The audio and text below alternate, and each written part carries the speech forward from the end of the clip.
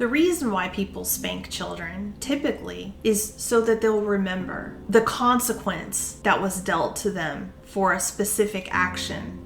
And while from an adult perspective, that seems like what you would do, force them to remember something very negative that they don't want to experience again, it doesn't actually happen that way. When you hit a child or hurt a child, they forget immediately what they did wrong, and they start focusing on you and the danger that you're presenting to them.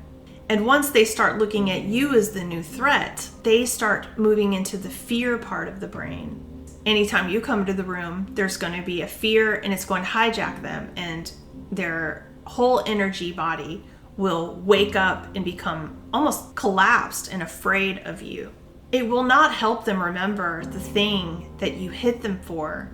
The human brain does not fully develop until around the age of 25. For some people, it may take them until the age of 30 before their consciousness really catches up to having self-reflection. This is important to understand because oftentimes when we're in anger over something that a child has done, that reaction to smack the child for it so they'll remember might happen. But if you can rationally understand that a child does not have the ability to remember that thing that you're telling them to remember, if you tell a 5-year-old, don't go touch something, that 5-year-old 5 minutes later will forget what you've told them because they live in a landscape where they're taking in all the sensory information to know the world. They're taking in the temperature, the smells, the sounds, the stimulus, the way that the dog responds to certain things. There's so much sensory input going into that child that's learning naturally.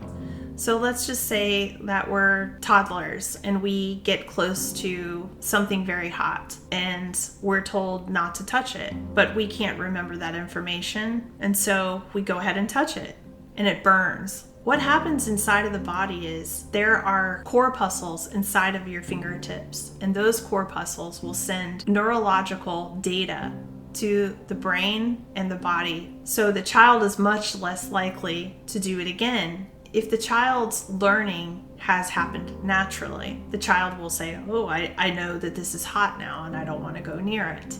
So now that child knows what the real danger is because the child's able to sense it himself. He doesn't need rules and signs and all kinds of people telling them this.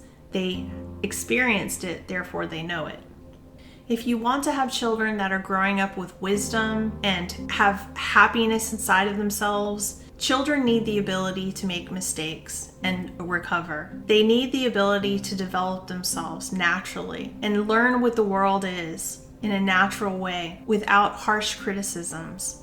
Those harsh criticisms will embed stories in their mind and their ego, and they will become their own criticizer, which will ultimately undermine the strength that they have in this world and their ability to thrive.